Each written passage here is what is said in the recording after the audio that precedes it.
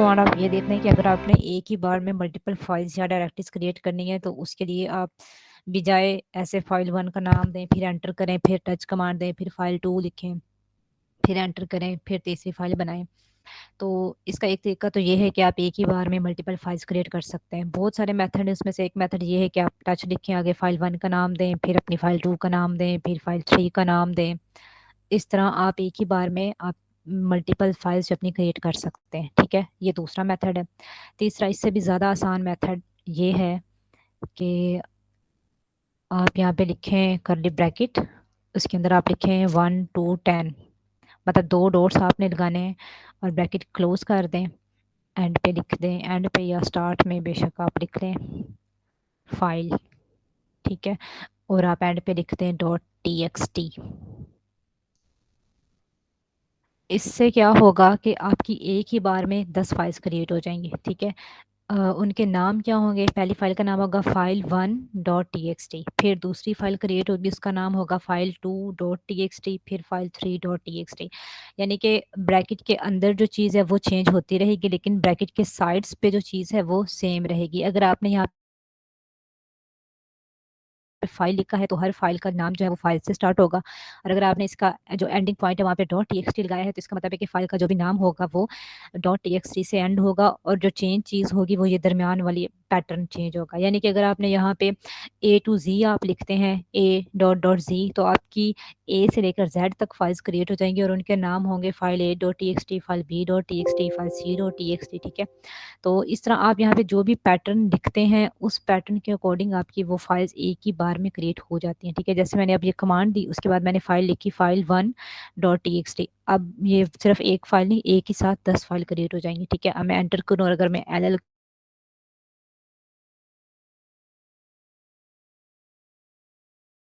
File 10.txt, file 2.txt, इस तरह 1 to 10 आपकी एक ही बार में फाइल क्रिएट हो गई हैं। इसी तरह अगर आपको इन फाइल्स को एक ही बार में डिलीट करना है तो उसके लिए भी आप ये कर सकते हैं rm-f, ये जो कमांड होती है फाइल को डिलीट करने की। और उसके साथ अब आपने क्या करना है, अब देखिए यहाँ पे तो सारी जो आपकी फाइल्स हैं वो फाइल के नाम से स्टार्ट हो रही हैं। तो एक तरीका ये है कि आप फाइल लिखें और उसके बाद आप एस्ट्रिक ये वाला साइन लगा दें। इसका मतलब है ये होता है कि ऐसी फाइल्स को डिलीट करो जिनका जो स्टार्टिंग नेम है वो फाइल है, और एस्ट्रिक का मतलब होता है कि आगे जो मर्जी हो उसको इग्नोर करो। बस अगर कोई ऐसी फाइल्स मिलती हैं जिनके नाम फाइल से स्टार्ट हो रहे हैं तो उनको डिलीट कर दो। ठीक है, ये मतलब इस बात का मतलब है कि अगर आपका एस्ट्रिक जो है वो एंड पे है तो एंड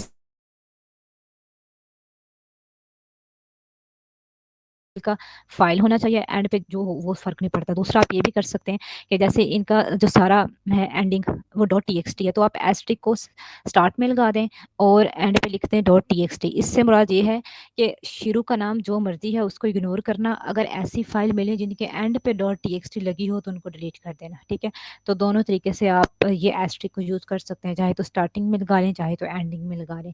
तो ये क्या करेगा, एक ही साथ आपकी वो ऐसी सारी फाइल्स को डिलीट कर देगा जिनके नेम के एंड पे .txt लगा होगा। ठीक है, क्योंकि आपने एस टी कब स्टार्ट में लगाया तो वो स्टार्टिंग वाले नेम को इग्नोर कर देगा और एंड पे देखेगा कि क्या इस फाइल के एंड पे .txt है तो वो उसको इग्नोर कर देगा। ठीक है, अब देखिए आपके पास सिर्फ ये एक डायरेक्टरी बची है, बाकी वो सारी फाइल्स जो है वो आपकी डिलीट हो चुकी हैं। ठीक है, उसके बाद अगली कमांड हमारे पास है एम वी का मतलब होता है, एम वी कमांड को ना हम दो तरह से यूज़ करते हैं।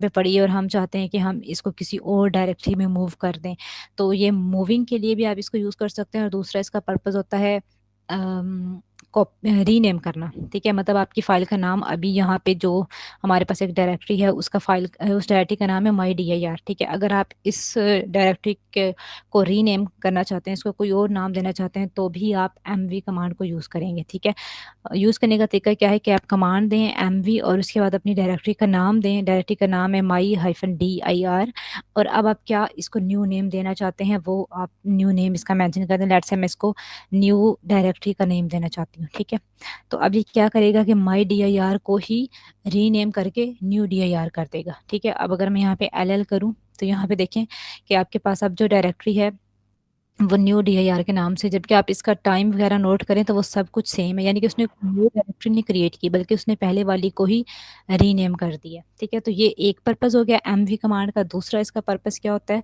मूव करना। ठीक है, जैसे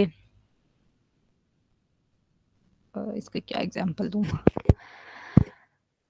एक इसके लिए हमारे पास एक और डायरेक्टरी होनी चाहिए, पहले हम वो क्रिएट कर लेते हैं MKDIR, और उसको हम नाम दे देते हैं DIR1। ठीक है, अच्छा अब यहाँ पे अगर हम LL करें तो ये हमारी एक न्यू DIR है और एक हमारी DIR1 है। ठीक है, अब हमें क्या करना है, मूव करना है डायरेक्टरी 1 को न्यू DIR के अंदर। तो हम कमांड देंगे MV, और सोर्स क्या है, यानी कि किसको आप मूव करना चाहते हैं। तो आप डायरेक्टरी 1 को मूव करना चाहते हैं तो उसका नाम पहले दे दें, और कहाँ पे उसको मूव करना है उसका नाम आप बाद में दे दें, और एंटर कर दें। अब आप अगर यहाँ से LL करें तो आप देखेंगे कि आपकी डायरेक्टरी 1 यहाँ पे मौजूद नहीं है। क्यों मौजूद नहीं है, क्योंकि आपने उसको मूव कर दिया, यानी कि आपने उसको एक जगह से उठा के किसी दूसरी जगह पे रख दिया। तो अब वो डायरेक्टरी 1 कहाँ चली गई, ये न्यू DIR के अंदर। आप कैसे चेक करेंगे, आप जाएं न्यू DIR के अंदर। ठीक है, और यहाँ पे अगर आप LL करें तो आप देखेंगे कि आपकी डायरेक्टरी 1 अब यहाँ मौजूद है। ठीक है, तो ये आप दोनों तरह से यूज़ कर सकते हैं एमबी को, एक रीनेम करने के लिए और एक उसको मूव करने के लिए। अब कैसे पता चलेगा कि ये पहले टाइम पे इसने रीनेमिंग का काम किया है इस कमांड ने, और दूसरे टाइम पे इसने मूव करने का काम किया। तो उसके लिए ये होता है कि जब मैंने ये पहले कमांड यूज़ की थी एमवी और माई DIR और न्यू DIR, तो उसमें यह था कि आपके पास न्यू DIR नाम से कोई डायरेक्टरी मौजूद नहीं थी। ठीक है, जिसके अंदर वो माई DIR को मूव करता। तो उसको पता चल गया कि अगर इस नाम की कोई डायरेक्टरी नहीं है, यानी कि उसके पास कोई डेस्टिनेशन इस नाम से मौजूद नहीं है, तो उसने क्या कर दिया, इसको रीनेम कर दिया। लेकिन जब मैंने इसको यहाँ पे दूसरी दफ़ा कमांड रन की तो अब ये दोनों नाम से डायरेक्टरीज उसके पास मौजूद थी। ठीक है, तो उसको पता चल गया कि ठीक है, जो पहली है ये सोर्स है और जो दूसरी है वो डेस्टिनेशन है। तो इस टाइम पे अब उसने क्या करना है कि अब उसने मूव वाला काम करना है। ठीक है, तो ये आपने दोनों तरीके से इसको यूज़ करना है, मूव करने के लिए भी और रीनेम करने के लिए भी। अच्छा, उसके बाद एक और हमारे पास एक बहुत ही इंटरेस्टिंग कमांड होती है मैन। मैन की फुल फॉर्म होती है मैनुअल, यानी कि आप कोई भी चीज़ बाज़ार से ख़रीदते हैं, तो अगर आपको उस चीज़ का नहीं पता होता है कि ये किस पर्पस के लिए यूज़ होती है, इसको किस तरह यूज़ किया जाता है, तो आप क्या करते हैं कि उन वो ना हमें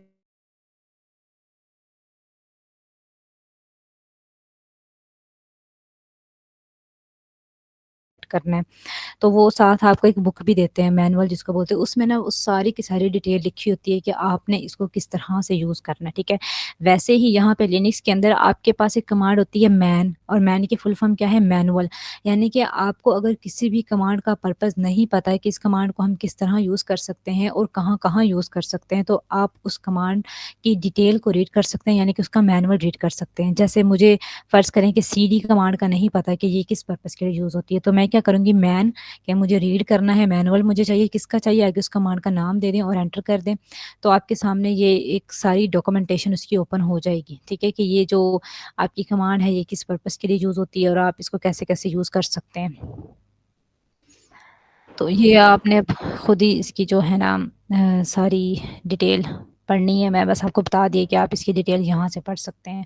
ठीक है, अगर ज़्यादा अच्छी डॉक्यूमेंटेशन वैसे इसने दी हुई है MKDIR की डायरेक्टरी क्रिएट करने की।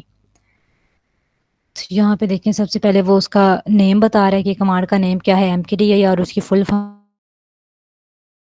आगे वो बता रहा है कि इसको आप यूज़ किस तरह से कर सकते हैं। जैसे यहाँ पे आप कमांड दें, ठीक है, उसके बाद कोई ऑप्शन आपने यूज़ करना है तो वो करें, और आगे अपनी डायरेक्टरी का नाम दे दें। तो आगे ये डिस्क्रिप्शन में फिर बता रहा है कि create the directory if they do not already exist, यानी कि ये कमांड किसके लिए यूज़ होती है, डायरेक्टरीज क्रिएट करने के लिए। और इस कमांड के साथ आप कौन कौन से ऑप्शन यूज़ कर सकते हैं, वो -m है परमिशन, अगर आपने डायरेक्टरी की चेंज करनी है। -p, p मतलब पेरेंट्स, यानी कि आप अगर एक डायरेक्टरी के अंदर मज़ीद दूसरी डायरेक्टरी, दूसरी के अंदर मज़ीद तीसरी डायरेक्टरी, तीसरी के अंदर मज़ीद चौथी डायरेक्टरी एक ही बार में क्रिएट करना चाहते हैं, तो आप ये -p वाला जो ऑप्शन है वो यूज़ करते हैं। उसके बाद -v का मतलब होता है वर्बोस, यानी कि आप जब कमांड रन करते हैं तो आपको कुछ शो नहीं होता कि ये आपकी कमांड एग्जीक्यूट हुई है या नहीं हुई। जैसे हम कोई फ़ाइल या डायरेक्टरी अगर क्रिएट करते हैं, तो वो बस एंटर करने के बाद हमें कुछ भी नहीं पता चलता। हमें वो कन्फर्म करने के लिए एलएल या एलएस कमांड को रन करना पड़ता है, ठीक है? लेकिन अगर आप उसी कमांड में हाइफ़न वी को यूज़ कर देंगे ना, तो वो जो प्रोसेस हो रहा होता है ना फ़ाइल या डायरेक्टरी क्रिएट करने का, वो आपको स्क्रीन पे ही शो हो जाता है, जिससे आपको कन्फर्म हो जाता है कि आपकी ये जो कमांड है वो प्रॉपर्ली एग्ज़ीक्यूट हुई है, और इसकी आउटपुट मतलब जो चाहिए थी वो आपको मिल गई है, ठीक है? तो इसको मैं आपको करके दिखा देती हूँ। आपने अच्छा डॉक्यूमेंटेशन से अगर बाहर आना है ना, तो आप क्यू प्रेस करें तो यहाँ से आप क्विट हो जाएँगे, ठीक है? तो MKDIR के साथ अगर आपने इसका नाम कोई डायरेक्टरी का नाम देना है, न्यू डायरेक्टरी आपकी, और इसके साथ आप क्या लिखें, हाइफ़न वी लिखें अगर। हाइफ़न वी मतलब वर्बोस, ठीक है? तो अब यहाँ पे देखें कि उसने ना प्रोसेस जब हुआ, डायरेक्ट जब क्रिएट हुई, तो उसने साथ दिखा दिया कि क्रिएटेड डायरेक्टरी न्यू, यानी कि ये डायरेक्टरी जो है वो क्रिएट हो गई है। लेकिन अगर आप हाइफ़न वी के बगैर आप इसको रन करें न्यू वन का नाम देके, तो अब वो कुछ भी नहीं दिखाता है, ठीक है? तो ये फ़र्क होता है हाइफ़न वी को यूज़ करने में और हाइफ़न वी को ना यूज़ करने में। आप किसी भी कमांड के साथ, और ये ज़रूरी भी नहीं कि हाइफ़न वी सिर्फ़ आप इसी के साथ यूज़ कर सकते हैं। आप किसी भी और कमांड के साथ हाइफ़न वी यूज़ करेंगे ना, तो वो जो आपकी कमांड होती है वो एग्ज़ीक्यूट जिस दौरान हो रही होती है, उसमें क्या-क्या प्रोसेस हो रहा होता है, वो आपको सारा स्क्रीन पे शो होना स्टार्ट हो जाता है, और इसको बोला जाता है वर्बोस, वर्बोसली आप कुछ भी इसको कह सकते हैं, ठीक है?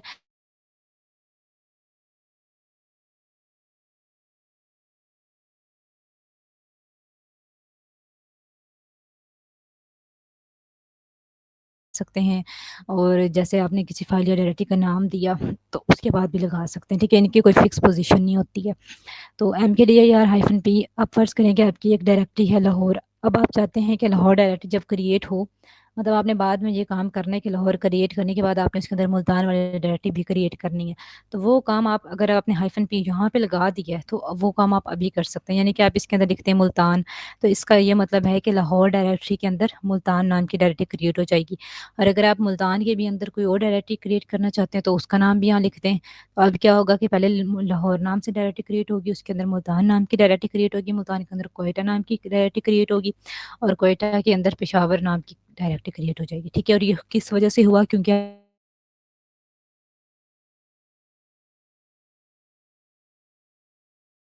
का क्या मतलब है, पेरेंट, यानी कि ये पेरेंट डायरेक्टरी आपकी क्रिएट कर रहा है। अगर आप हाइफ़न पी नहीं लगाएँगे, तो ये पूरा पाथ आप इस तरह नहीं मेंशन कर सकते।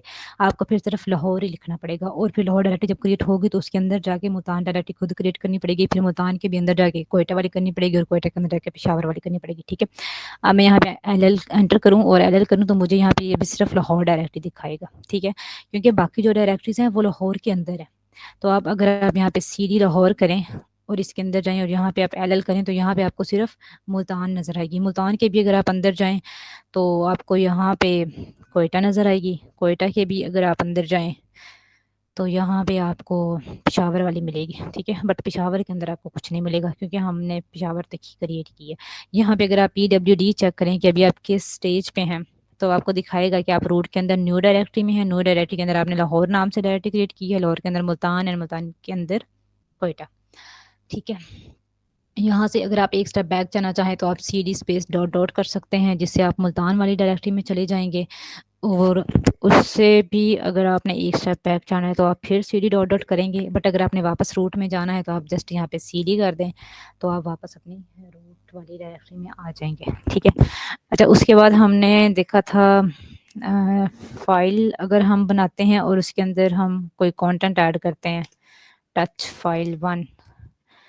अच्छा, इसमें हमने एक तरीका देखा था कि अगर आपने इसके अंदर कोई कंटेंट ऐड करना है, तो आप क्या करते हैं, VIM करते हैं और आगे अपनी फ़ाइल का नाम दे देते हैं, जिससे वो आपके सामने क्या हो जाता है, एक फ़ाइल ओपन हो जाती है। फिर आपको पहले इंसर्ट मोड में जाना पड़ता है, उस फ़ाइल के अंदर कुछ लिखना पड़ता है, फिर उसको सेव करने के लिए एस्केप शिफ्ट कोलन W को, ये इतना ज़्यादा प्रोसेस करने के बाद आप इस फ़ाइल के अंदर कुछ लिख पाते हैं, ठीक है?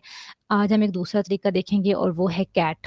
कैट के थ्रू, या कैट को भी छोड़ें, आप एको कमांड के थ्रू भी आप अपनी फ़ाइल के अंदर कुछ लिख सकते हैं, ठीक है?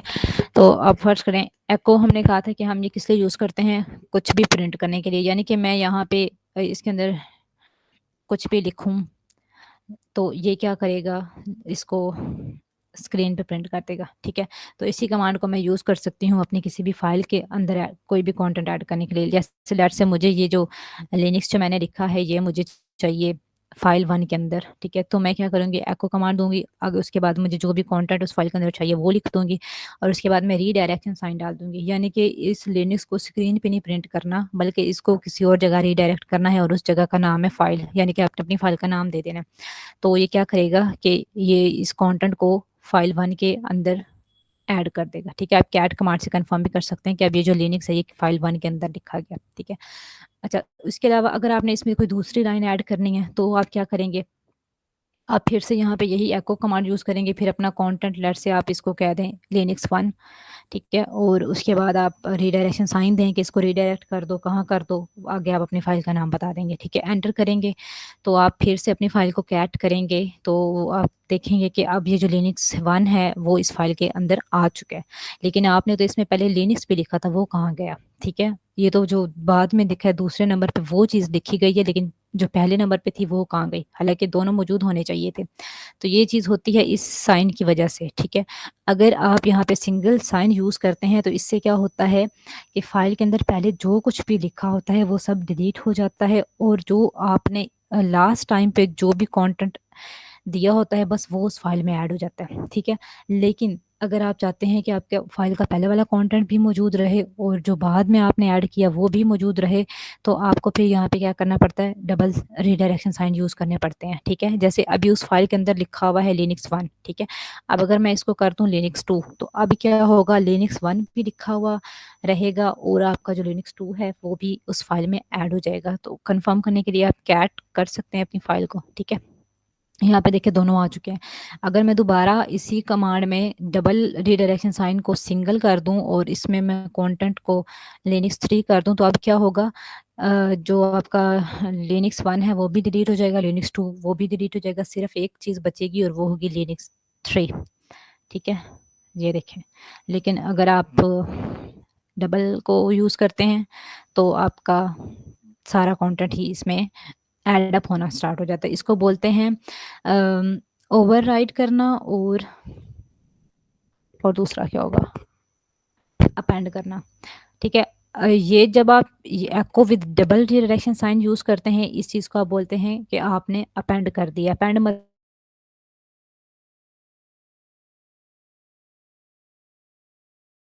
साइन यूज़ करते हैं, तो उस टाइम पे आप इसको बोलते हैं कि आपने ओवरराइड कर दिया, यानी कि पहले वाले कंटेंट को आपने डिलीट कर दिया और जो नया कंटेंट है उसको ऐड किया, ठीक है?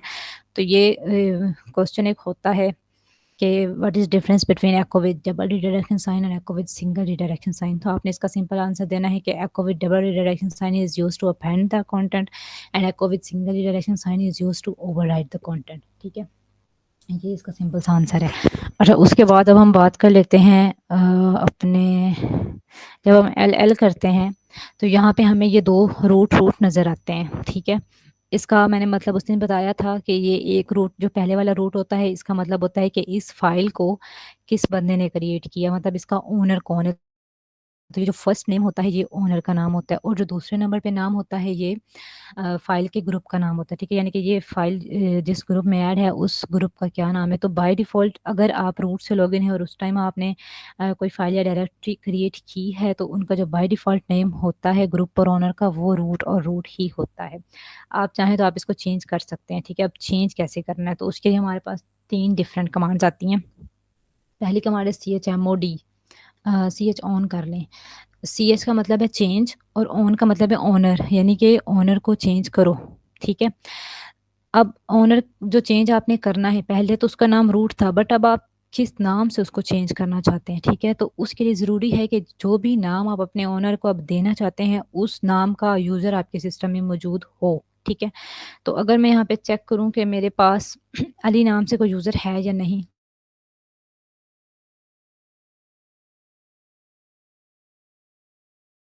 तो अगर मैं ये कहूँ कि मुझे अब नया, मुझे ओनर का नाम चेंज करना है और जो ओनर का नाम अब मैं रखना चाहती हूँ वो मैं अली रखना चाहती हूँ, और उसके बाद किस फ़ाइल या डायरेक्टरी के ओनर का नाम आप अली रखना चाहती हैं, तो उसका मुझे फ़ाइल का अपने नाम दे देना है, ठीक है? और मैं अगर एंटर करूँ तो ये मुझे एरर देगा और वो एरर क्या कह रहा है कि इनवैलिड यूज़र अली, यानी कि आप कभी भी ऐसा नहीं कर सकते कि कोई यूज़र आपके सिस्टम में ऐड ही नहीं हो और आप उसको अपनी फ़ाइल या डायरेक्टरी का ओनर बना दें, ठीक है?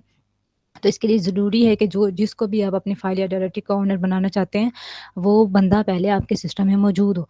तो अब मुझे क्या करना पड़ेगा, मुझे पहले अली नाम का यूज़र अपने सिस्टम में ऐड करना है, ठीक है? तो यूज़र ऐड कमांड से आपका वो यूज़र ऐड हो गया। अब मैं उसको कह रही हूँ कि चेंज करो ओनर को, ओनर का नाम अली है और फ़ाइल जिसके ओनर का नाम हम चेंज कर रहे हैं, उस फ़ाइल का नाम फ़ाइल 1 है और अब मैं एंटर करूँ तो देखें मुझे कोई एरर नहीं आ रहा, ठीक है? और अगर मैं यहाँ पे एल करूँ तो वो मुझे दिखा रहा है कि अब आपकी जो फ़ाइल 1 है उसके ओनर का नाम क्या है? अली है, ठीक है? तो अब ओनर का नाम चेंज करने की क्या कमांड हो गई? CHOWN जॉन यानी कि चेंज ओनर, ठीक है? इसी तरह अब अगर आपको इसी फ़ाइल या डायरेक्टरी के ग्रुप का नाम चेंज करना है तो उसके लिए हमारे पास कमांड होती है CHCRP। CH मतलब चेंज करो, CRP मतलब ग्रुप को चेंज करो। अब आप ग्रुप का नाम क्या रखना चाहते हैं? तो लेट्स से मैं ग्रुप का नाम भी अली ही रखना चाहती हूँ, ठीक है? और आगे अपनी मैं फ़ाइल का नाम दे दूँगी, एंटर करूँगी, दोबारा LL करूँगी, तो अब आप देखें कि ओनर और ग्रुप दोनों का नाम चेंज हो चुका है, ठीक है? अच्छा, ये तरीका तो था कि आप डिफरेंट डिफरेंट कमांड को यूज़ करके पहले ओनर का नाम चेंज कर रहे हैं, फिर आप ग्रुप का नाम चेंज कर रहे हैं। अब एक और कमांड होती है जिसके थ्रू आप क्या कर सकते हैं कि आप ओनर और ग्रुप का नाम एक साथ चेंज कर सकते हैं, ठीक है? जैसे मैं यहाँ पे लिखूँ, कमांड सेम ही है, ठीक है? CH ऑन ही है, चेंज ओनर करना है आपने, लेकिन अब आपने क्या करना है कि आपने ओनर और ग्रुप का नाम, दोनों का नाम एक ही साथ लिख देना है। जैसे अब मैंने न्यू डायरेक्टरी के ओनर और ग्रुप दोनों का नाम अगर मुझे अली रखना है तो मैं क्या करूँगी, अली को 2 दफ़ा लिखूँगी कोलन के साथ, ठीक है? तो पहले अली का नाम मतलब ये होगा कि ये ओनर का नाम है और कोलन के बाद वाले यूज़र का जो भी नाम होगा इसका मतलब होगा कि वो आप ग्रुप का नाम रखना चाहते हैं और आगे आपने अपनी फ़ाइल या डायरेक्टरी का नाम दे देना है और एंटर करेंगे तो आप देखेंगे कि एक ही बार में ओनर और ग्रुप दोनों का नाम जो है ना वो चेंज हो चुका है, ठीक है? अच्छा, उसके बाद अगर मैं यहाँ पे चेक करूँ कि मेरे पास जो न्यू डायरेक्टरी है इसके अंदर कोई मज़ीद डायरेक्टरी है या नहीं, तो यहाँ पे मेरे पास कितनी डायरेक्टरीज़ हैं? 4 हैं। अच्छा, अब देखें कि न्यू डायरेक्टरी के अंदर ये 4 डायरेक्टरीज़ मौजूद थी और मैंने जो न्यू डायरेक्टरी थी उसके ओनर और ग्रुप का नाम चेंज किया जो कि चेंज हो गया। पहले रूट था, अब अली हो चुका है। लेकिन जो इसके अंदर डायरेक्टरीज़ मौजूद थी ना, उन सब के नाम अभी भी रूट ही हैं। तो अगर कभी ऐसा केस हो कि मुझे ये काम मिले कि मुझे जो हमारी मेन डायरेक्टरी है उसके ओनर और ग्रुप का नाम भी चेंज करना है और वही नाम उसके अंदर मज़ीद जितनी भी फाइल्स और डायरेक्टरीज़ हैं उनका भी मुझे वही नाम चाहिए, ठीक है? तो एक तो जो मुश्किल वाला और नॉन प्रोफेशनल वे है वो ये है कि आप हर डायरेक्टरी के अंदर जाएँ और वहाँ पे मतलब बारी-बारी जैसे हमने ये न्यू डायरेक्टरी का चेंज किया वैसे इनका चेंज करें, ठीक है? लेकिन जो दूसरा है फ़ास्ट वे वो ये है कि आप इसी कमांड को यूज़ करें, CHON, ठीक है? आगे अपने ओनर और ग्रुप दोनों का नाम दें और उसके बाद अपनी फ़ाइल का नाम मेंशन करें और इसके साथ आप एक फ्लैग यूज़ कर दें जिसको बोलते हैं hyphen capital R. Capital R का मतलब होता है रिकर्सिवली। रिकर्सिवली का मतलब कि जो मेन डायरेक्टरी है उसके ओनर और ग्रुप का नाम हम जो दे रहे हैं वही उसके अंदर जितने भी फाइल्स और डायरेक्टरीज हैं उन सब का नाम भी वही कर दो, ठीक है? तो अब आप अगर एंटर करें और पहले तो एल करके देख लें कि आपकी ये जो है न्यू डायरेक्टरी इसका नाम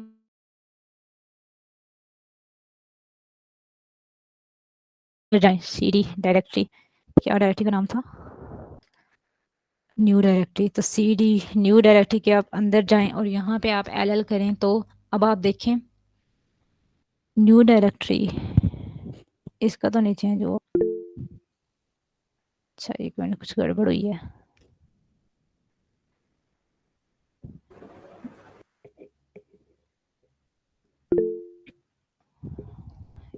कमांड मैंने गलत लिखी है। मैम आपने फाइल 1 मेंशन किया था। अच्छा अच्छा, इधर नाम डायरेक्टरी इसका जी। करना था, न्यू डायरेक्टरी करना था। Thank you. हाँ, अब आप जाएं इसके अंदर न्यू, चलो मैंने फिर हाइफन आर नहीं लगाया, इसके साथ आपने हाइफन आर भी लगाना है और अब आप यहाँ पे इसमें जाएं CD न्यू डायरेक्टरी में और LL करें। अब आप देखें यहाँ पे सबके नाम जो है ना वो अली अली हो चुके हैं, ठीक है? तो इस तरीके से आप क्या कर सकते हैं, एक ही बार में जो भी पेरेंट स्ट्रक्चर है आपका डायरेक्टरी का उसको उनके सबके ओनर और ग्रुप का नाम एक साथ चेंज कर सकते हैं। यहाँ तक क्लियर है? किसी का कोई क्वेश्चन तो नहीं है?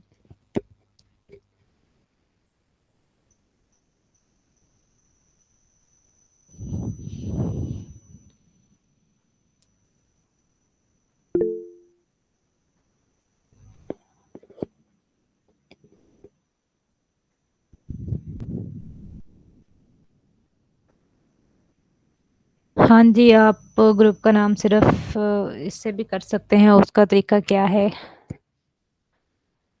इधर आप एक न्यू डायरेक्टरी पहले क्रिएट कर लें।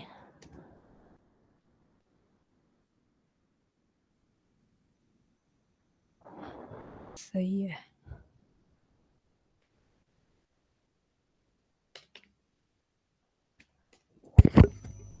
अच्छा, ये जैसे डायरेक्टरी 10 है और आप चाहते हैं कि आप सिर्फ इसके ग्रुप का नाम चेंज करें, तो उसके लिए तो एक कमांड मैंने बताई है GRP। दूसरी कमांड आप जॉन को ही यूज़ करके कर सकते हैं। उसके लिए आपने ये करना है कि कमांड दें, उसके बाद कॉलन लगा दें और कॉलन के बाद अपने यूज़र का नाम दें। ठीक है, तो इसका ये मतलब है कि कॉलन से पहले अगर आप कुछ नहीं लिख रहे तो इसका मतलब है कि आप उसके ऑनर का नाम नहीं चेंज करें। अगर कॉलन के बाद आप लिख रहे हैं तो इसका मतलब है कि आप ग्रुप का नाम चेंज कर रहे हैं, और आगे अपनी डायरेक्टरी का नाम दे दें। तो इससे सिर्फ क्या होगा कि आपके ग्रुप का नाम चेंज हो जाएगा। ठीक है, डायरेक्टरी 10 के देखें ग्रुप का नाम अब अली हो चुका है। ठीक है,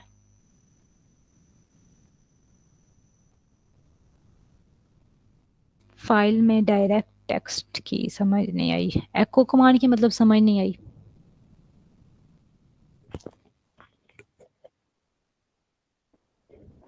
अच्छा, तो इसमें मैंने ये बताया कि हमारी फाइल बना लेते हैं। इसमें आपने क्या करना है, एको कंटेंट फर्स्ट कर लें कि आपका ये है कंटेंट है, और इसको आपने किस फाइल में ऐड करना है। उसके लिए आप पहले रिडायरेक्शन साइन लगाएं और अपनी फाइल का नाम दें, एंटर, और आपका ये कंटेंट अब आपकी फाइल में ऐड हो चुका है, ये देखें। ठीक है, और उसके बाद दोबारा इसमें कोई और लाइन ऐड करनी है तो इसी कंटेंट को, इस रीडायरेक्शन साइन को डबल कर दें और अपना कंटेंट चेंज कर लें जो नया करना है कंटेंट, और उसको and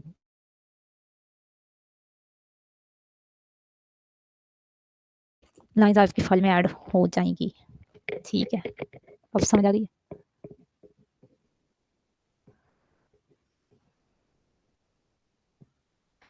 can we assign group root permission to user, root group permission to user, इस बात का क्या मतलब है। अच्छा मिस्टर शुएब, आपने क्वेश्चन नहीं करना, ठीक है। आपके क्वेश्चन पूछने में ना पाबंदी है, इनके अलावा और जो कोई मर्जी पूछ सकता है। अच्छा खैर, शायद इतने क्वेश्चन नहीं है, आगे चलते हैं।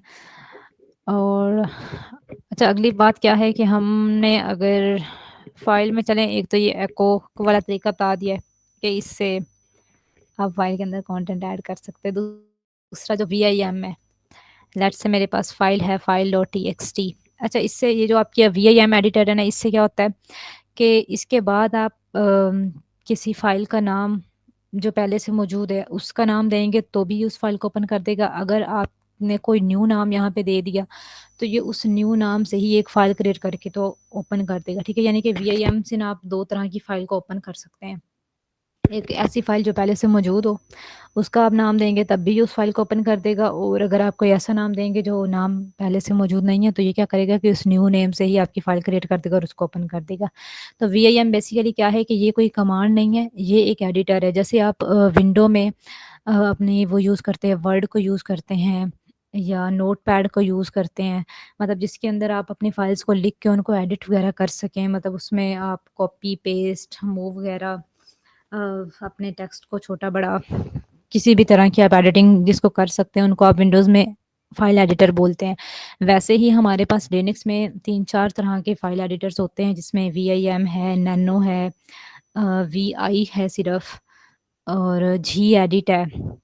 लेकिन वो सब इतने फेमस नहीं है, जो सबसे ज़्यादा फेमस वो VIM है, और VIM के बाद बहुत सारे लोग नैनो को भी यूज़ करते हैं। ठीक है, तो कोई एक भी आप सीख लें तो उससे बेहतर है आपके लिए, क्योंकि आपने बस फाइल को एडिट ही करना है और तो इसमें कोई ऐसा ख़ास काम नहीं होता। तो आप जिस मर्ज़ी से नैनो से अपनी फाइल को एडिट करें या VIM से करें, इट डज़न्ट मैटर। ठीक है, तो VIM आपने लगाना है के आप फाइल को एडिट करना चाह रहे हैं, आगे आपने अपनी फाइल का नाम लिखना है जिसको भी आपने एडिट करना है, चाहे वो फाइल पहले से मौजूद हो या ना हो, आपकी फाइल ओपन हो जाएगी। ठीक है, उसके बाद आपने एंटर करना है। बाय डिफ़ॉल्ट आप जिस मोड में आते हैं इसको बोलते हैं एस्केप मोड, और एस्केप मोड के अंदर आप सिर्फ़ और सिर्फ़ अपनी फ़ाइल को रीड कर सकते हैं, उसमें कुछ एडिट नहीं कर सकते, ना ही आप उसमें कोई नया कंटेंट ऐड कर सकते हैं। अगर आप चाहते हैं कि आपने अपनी फ़ाइल के अंदर कुछ नया कंटेंट लिखना है या पहले से मौजूद कंटेंट को मॉडिफ़ाई करना है, तो आपको क्या करना पड़ता है, इंसर्ट मोड के अंदर आना पड़ता है, और इंसर्ट मोड में आने के लिए आपने अपने कीबोर्ड से आई प्रेस करना है। ठीक है, मैंने जैसे ही आई प्रेस किया तो अब यहाँ से एस्केप की जगह पे वो आ गया इंसर्ट मोड में। ठीक है, अब आप यहाँ पे कोई भी अपना कंटेंट जो है ना वो ऐड कर सकते हैं। ठीक है, तो पहली लाइन लेट्स से हेलो है, उसके बाद हेलो वर्ल्ड है, वेलकम है, Linux world training of DevOps and cloud. ठीक है, ये हमारा कंटेंट हो गया। अब इसमें ना वीआईएम एडिटर जो है आपकी, इसकी कुछ अपनी कमांड्स हैं। जैसे आप लिनक्स की कमांड्स को सीख रहे हैं ना, वैसे ही इस तरह जब आप वीआईएम एडिटर के अंदर आ जाते हैं तो इसके खुद की कुछ और कमांड्स होती हैं। जैसे लेट्स से आपने हेलो को कॉपी करना है। ठीक है, तो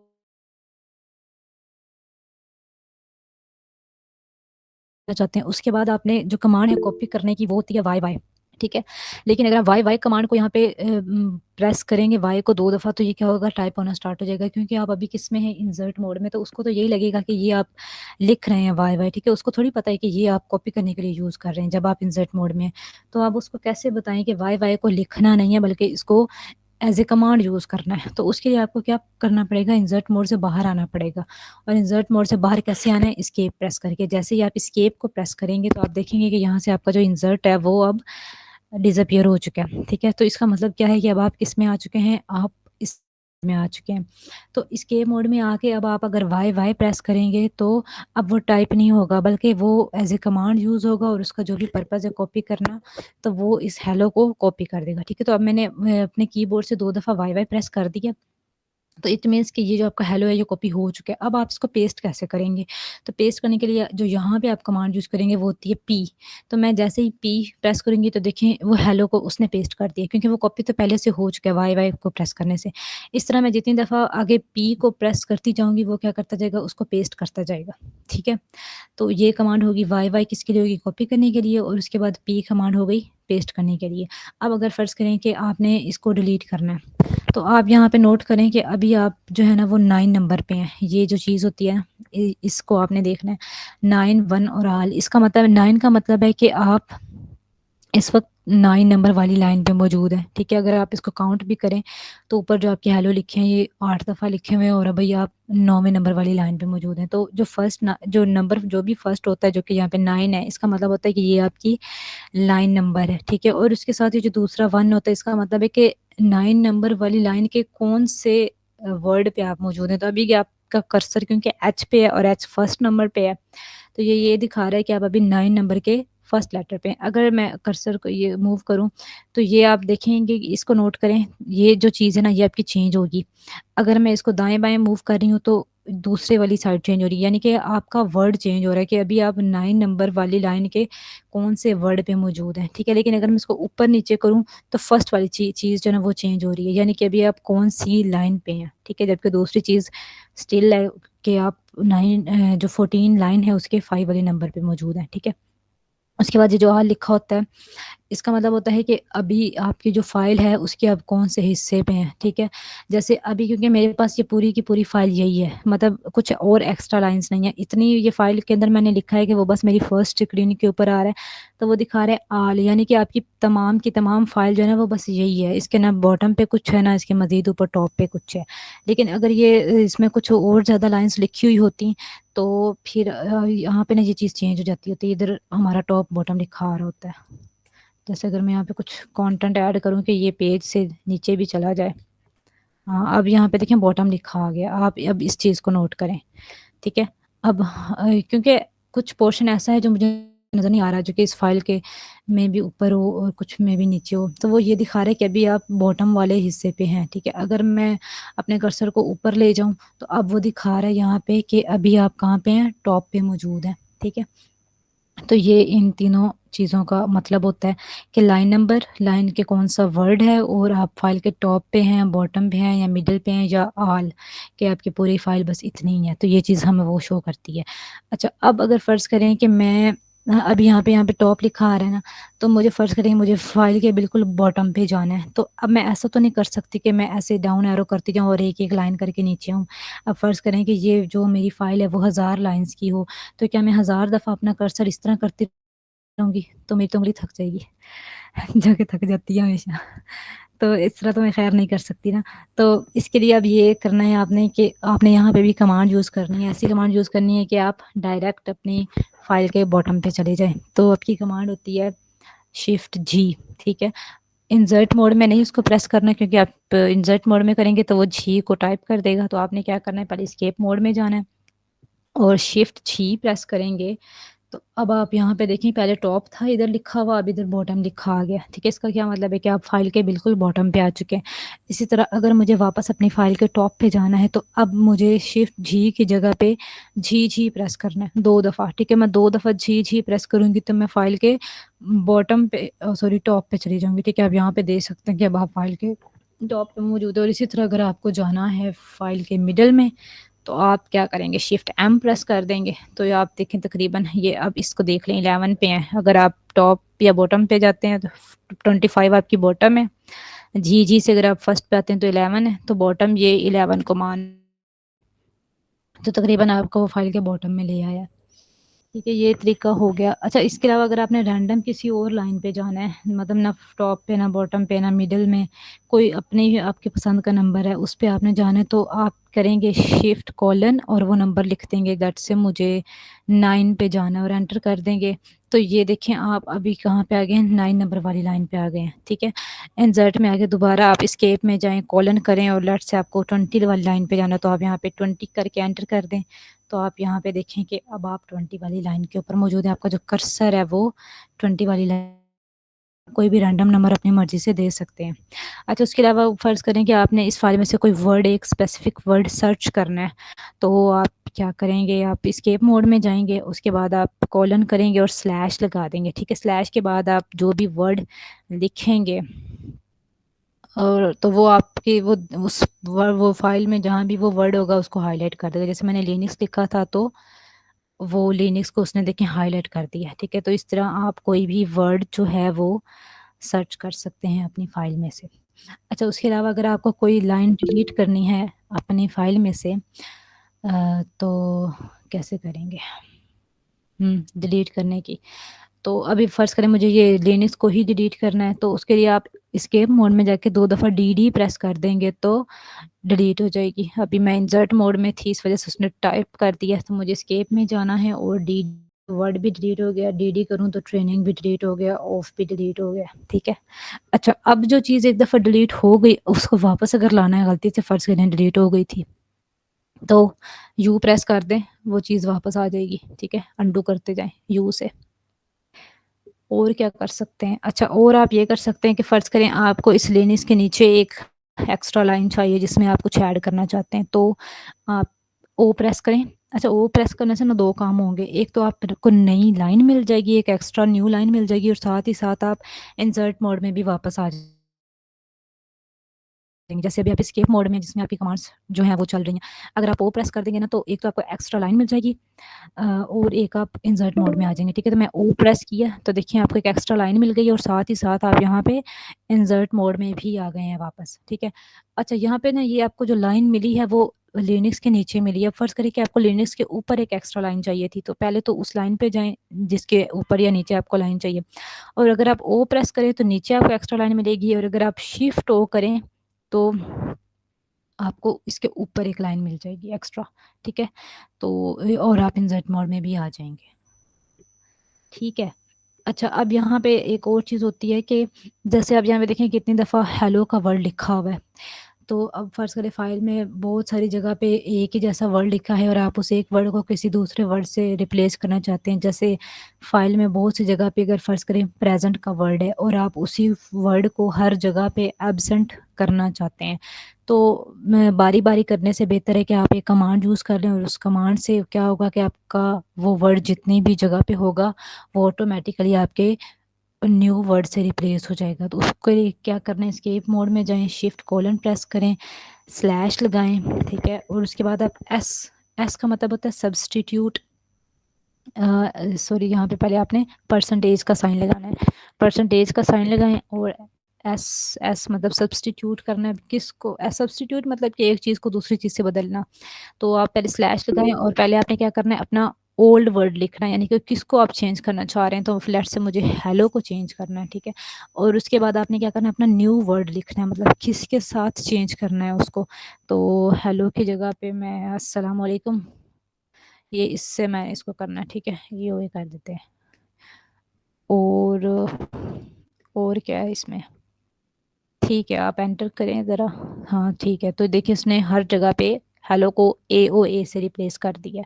तो हमारे पास क्या थी वो कमांड थी कि एस्केप में जाएँ, शिफ्ट कोलन करें, परसेंटेज का साइन दें, एस करें, सब्स्टिट्यूट करें, ओल्ड वर्ड लिखें, जो भी आपका ओल्ड वर्ड है, और उसके बाद अपना न्यू वर्ड लिख दें जिससे भी आप उसको रिप्लेस करना चाहते हैं और एंटर कर दें। तो आपकी फ़ाइल में हर जगह पे वो वर्ड जो है वो ओल्ड वर्ड न्यू वर्ड से रिप्लेस हो जाएगा। उसके बाद आप अपने फ़ाइल को सेव अगर करना चाहते हैं तो भी एस्केप मोड में जाएँ, शिफ्ट कोलन करें, WQ करें। W का मतलब होता है सेव करो, Q का मतलब होता है क्विट कर दो और उसके बाद एंटर कर दें। तो आपकी ये फ़ाइल जो है सेव हो चुकी है, आप इसको चाहें तो कैट कर सकते हैं। अच्छा, टैब का क्या मतलब है? जब आप अभी आप देखें, अभी आपके पास कैट 2 फाइल्स हैं। एक फ़ाइल का नाम है file.txt, एक फ़ाइल का नाम है file1।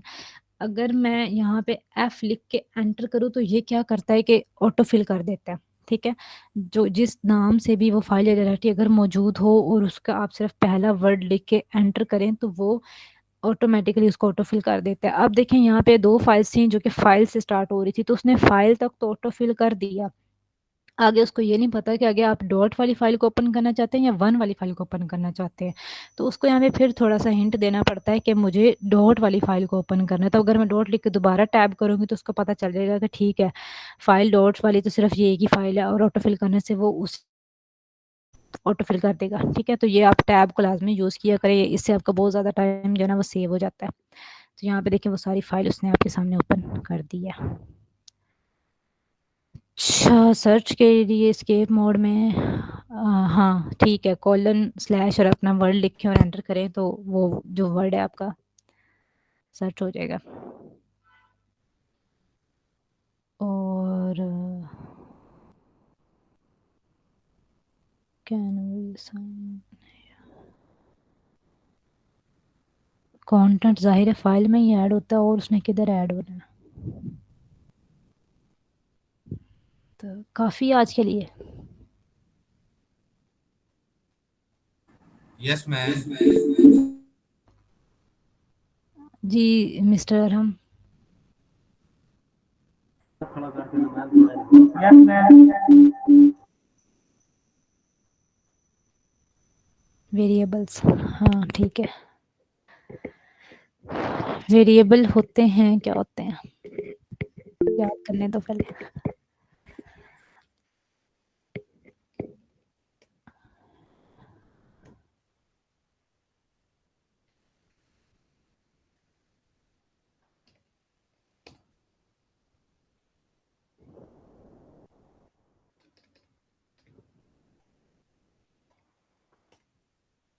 ये होते हैं वेरिएबल, ठीक है?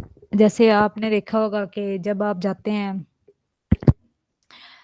स्कूल में, ठीक है, तो वहाँ पे हमेशा आपका जो रिकॉर्ड होता है ना वो सेव होता है। जैसे फर्ज करें आपका लिखा होता है नेम, के आपका नेम और आगे कोलन, आगे लिखा होता है क्या नाम है, अरम है, ठीक है? उसके बाद आपकी एक दूसरी फील्ड होती है जिसको हम बोलते हैं कि ये है आपकी एज, एज फर्ज करें आपकी 25 है, ठीक है। फिर तीसरे नंबर पे कोर्स कर लें, और कोर्स है आपका लिनक्स का, ठीक है। तो ये अब आपके पास क्या होती है, इस चीज़ को हम बोलते हैं की वैल्यू पेयर। तो की क्या हुई यहाँ पे, नेम आपकी की है, वैल्यू उसकी क्या है, अरहम है, ठीक है। फिर एज आपकी की है, वैल्यू उसकी 25 है।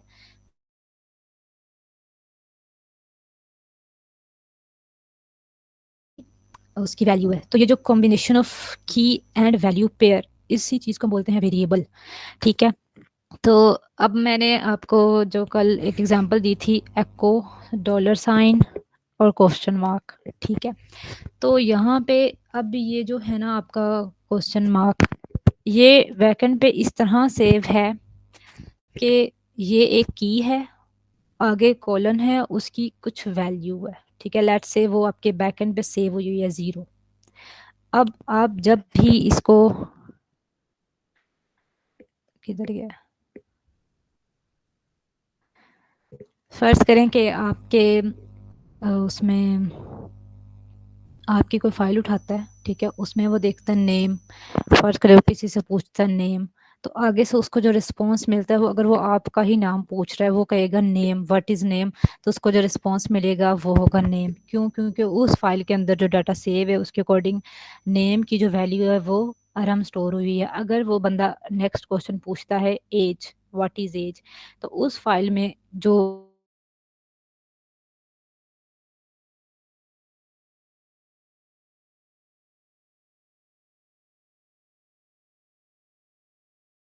उस वेरिएबल का नाम, जो वो की है, की का नाम है क्वेश्चन मार्क, ठीक है। उन्होंने उसके अंदर जो वैल्यू स्टोर कर दी है वो कर दी है 0। तो आप जब भी पूछें कि एको, यानी कि आप फर्ज करें सवाल कह रहे हैं कि मुझे दिखाओ कि जो क्वेश्चन मार्क है इसकी क्या वैल्यू है, या प्रिंट सिस्टम से करवा रहे हैं, तो आप, एक तो तरीका ये है कि हमेशा अगर आप वेरिएबल को सर्च कर रहे हैं तो आपने डॉलर का साइन लगाना है। तो डॉलर साइन को ये पता चल जाता है, क्योंकि एको कमांड का काम क्या है, कुछ भी प्रिंट करना। तो अगर आप तो एको के बाद डॉलर लिखेंगे या क्वेश्चन मार्क खाली लिखेंगे तो वो तो क्वेश्चन मार्क को प्रिंट कर देगा, ठीक। क्योंकि एको कमांड का जो पर्पज़ है वो प्रिंट करना है। अगर आप खाली क्वेश्चन मार्क लिख देंगे ना तो वो उसको स्क्रीन पे प्रिंट कर देगा। लेकिन आप अब क्या कर रहे हैं कि आप एक वेरिएबल को कॉल कर रहे हैं, तो वेरिएबल के लिए उसको बताना पड़ेगा एको कमांड को कि तुमने डायरेक्ट क्वेश्चन मार्क को नहीं प्रिंट करना, बल्कि क्वेश्चन मार्क के अंदर जो वैल्यू स्टोर है मुझे वो चाहिए। तो उसको बताना है कि मैं एक वेरिएबल को कॉल कर रहा हूँ। तो वेरिएबल को कॉल करने का जो तरीका होता है वो होता है डॉलर साइन। जब आप डॉलर साइन के बाद अपना कुछ भी लिखेंगे और अगर वो वेरिएबल वाकई में एग्जिस्ट किया हुआ हो तो उसका कलर येलो हो जाएगा, और उसको फिर पता चलेगा कि ठीक है, अब आपको क्वेश्चन मार्क नहीं प्रिंट करवाना, बल्कि आपको क्वेश्चन मार्क के अंदर जो वैल्यू स्टोर है वो चाहिए। तो वो एंटर करेंगे तो वो आपको वो वैल्यू दिखा देगा, ठीक है। तो अभी क्योंकि, और मैंने ये बताया था कि जब भी आप जब पीछे वाली कमांड ठीक है एग्जीक्यूट करें तो उस ये जो वेरिएबल है इसके अंदर जो वैल्यू स्टोर होती है वो 0 हो जाती है। अगर आपने पीछे वाली कमांड गलत रन की होती है तो इसके अंदर ऑटोमेटिकली जो वैल्यू स्टोर होती है वो 0 के अलावा कुछ और हो जाती है। तो इसी वजह से वो फिर आपको 0 या कोई और नंबर दिखा देता है, जिससे आपको पता चल जाता है कि आपकी कमांड ठीक थी या गलत थी, ठीक है। अब वैसे ही ना ये कुछ जो होते हैं ये बाई, ये पूछूं कि इस सिस्टम के यूज़र का नाम क्या है, तो ये भी एक बाय डिफ़ॉल्ट वेरिएबल बना हुआ है और उस वेरिएबल का नाम है यूज़र, ठीक है। तो आप जब भी ये उससे पूछें कि मुझे इस यूज़र का नाम बताओ तो वो आपको वैल्यू ये वाली दिखाएगा रूट की, क्योंकि अभी आप रूट से लॉगिन है ना, तो उसने अपने अंदर जो वैल्यू स्टोर कर लिया वो रूट कर लिया है। और यहाँ पे वेरिएबल का ये होता है कि वेरिएबल को हमेशा कैप्स में लिखा जाता है। क्वेश्चन मार्क को तो आप कैप्स में लिख नहीं ना सकते, बट बाकी जो लिखने वाले हों ए बी सी से रिलेटेड उनको आपने हमेशा कैप्स में लिखना है, तो वो आपको उसकी वैल्यू दिखा देगा, ठीक है। अब जैसे आप ये जो टर्मिनल यूज़ कर रहे हैं, मैं मोबैक्सटम यूज़ कर रही हूँ, तो इसका भी एक वेरिएबल बाय डिफ़ॉल्ट स्टोर हुआ होता है और उसको बोलते हैं शेल यूज़ कर रहे हैं, तो वो आपको दिखा देगा कि आप बिन बैश शेल जो है वो यूज़ कर रहे हैं। एक आप होता है कि आई डोंट नो कि इसका याद नहीं आ रहा, टर्मिनल को चेक करने का होता है कि ये मोबैक्सटम अगर आप यूज़ कर रहे हैं तो उसका भी कोई वेरिएबल का कोई की का नाम था, मुझे याद नहीं आ रहा। खैर, तो इस तरह मतलब ये होते हैं वेरिएबल की वैल्यू की पेयर में। आप खुद से भी डिफाइन कर सकते हैं। जैसे आप पहले कुछ डिफाइन करते हैं माय नेम और आगे आप लिखते हैं अरहम, तो आप जब भी एको के बाद डॉलर साइन के बाद माय नेम लिखेंगे तो आपको जो आउटपुट मिलेगी वो हमेशा अरहम मिलेगी। क्लियर?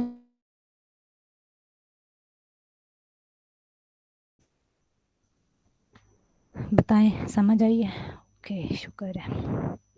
और कुछ?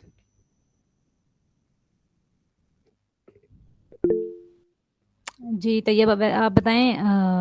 हाँ, variables are use to store data. Recording कर ली है तैयब? जी पूछें।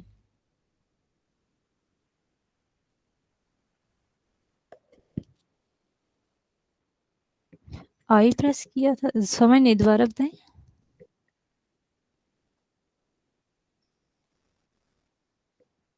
इंसर्ट मोड में जाके जो आई प्रेस किया उसका पूछ रहे हैं? उसमें ये होता है ना कि आप जब वी आई एम के बाद कोई नाम देते हैं तो उस नाम से वो फाइल आपकी ओपन हो जाती है। जैसे ये फाइल 10.txt है, तो इस नाम की अब ये फाइल ओपन हो चुकी है। ये है, खाली फाइल है ना, क्योंकि फाइल 10 नाम से पहले कोई फाइल मौजूद नहीं थी ना। मैंने बताया कि वी आई एम के बाद अगर आप कोई नया नाम दें तब भी वो उस नाम से फाइल को बना देता है, अगर कोई पहले वाला नाम दें तब भी उसको ओपन कर देता है। तो फाइल 10.txt भी मैंने बिल्कुल न्यू बनाई और ये साथ लिखा होता है कि ये अभी आपकी न्यू फाइल है, अगर तो न्यू नाम दिया तो। अब इसमें कुछ भी लिखना है तो आई प्रेस कर दें, आप इंसर्ट मोड में आ जाएंगे और फिर आप कुछ भी टाइप कर सकते हैं। ठीक है।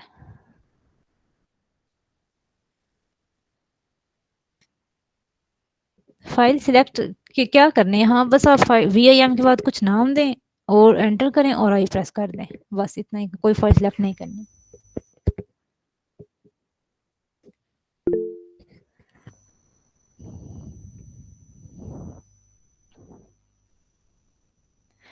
कैप्स में यूज़र का क्या मतलब है? वो मैंने बताया कि हमारे पास वेरिएबल जो पहले से सिस्टम ने डिफाइन किए होते हैं ना, उनको अगर हम देखें, या कैप्स में यार, हाँ यहाँ पे मैं ये बता रही थी कि कुछ वेरिएबल ऐसे होते हैं जो आप खुद से डिफाइन कर सकते हैं और कुछ वेरिएबल्स ऐसे होते हैं जो सिस्टम की तरफ से पहले से ही डिफाइन हुए होते हैं। तो ये एक वेरिएबल है यूज़र नाम से, तो ये सिस्टम ने डिफाइन कर दिया हुआ है। यूज़र का मतलब ये है कि अगर आप ये चेक करना चाहें कि इस सिस्टम के ऊपर अभी कौन से यूज़र ने लॉगिन किया हुआ है, तो उसके लिए जो वेरिएबल यूज़ होता है वो यूज़र होता है। ठीक है, यानी कि आप एको के बाद जब भी डॉलर साइन लगा के कैप्स में यूज़र को लिखेंगे, तो यहाँ पे आप जिस भी यूज़र से लॉगिन हुए होंगे, चाहे वो रूट से हों, चाहे वो आप EC2 यूज़र से हों या अली नाम के यूज़र से हों, तो वो आपको उस यूज़र की नाम दिखा देगा। ठीक है। वैसे ही ये यूज़र एक और वेरिएबल डिफाइन हुआ हुआ है, शैल। तो आप जब भी शैल वाला वेरिएबल को कॉल करेंगे, तो शैल के अंदर असल में ये जो आप शैल यूज़ कर रहे हैं इसका नाम स्टोर हुआ होता है, तो वो आपको दिखा देगा कि अभी आप बिन बैश वाला शैल यूज़ कर रहे हैं। ठीक है। और ये वेरिएबल को हमने जब भी कॉल करनी होती है तो ये इनका नाम हमेशा कैप्स में ही लिखा जाता है। जैसे यहाँ पे अब देखें, मैंने उसको स्मॉल में लिखा, उसने मुझे कोई आउटपुट नहीं दी, लेकिन जब मैंने उसको कैप्स में किया तब उसने मुझे उसकी आउटपुट दी है। फाइल के अंदर कमांड रन करने के लिए इंसर्ट मोड से बाहर निकलना पड़ता है, एस्केप मोड में आकर कमांड लगाते हैं। हाँ जी, ऐसा ही है।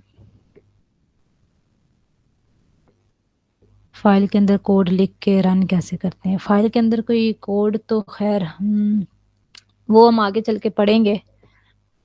उसमें हम .sh वाला कॉन्सेप्ट वो अभी हमने नहीं पढ़ा। अभी आपने बस कोड की जगह पे कोई रैंडम ही नॉर्मल कंटेंट ही लिखना है। अभी तो हम बस उस चीज़ की प्रैक्टिस कर रहे हैं। वैसे उसको रन करने के लिए कमांड फाइल से बाहर आके .sh लगाना होता है, तो वो एग्जीक्यूट हो जाती है। शेल स्क्रिप्टिंग जिसको बोलते हैं। और कुछ?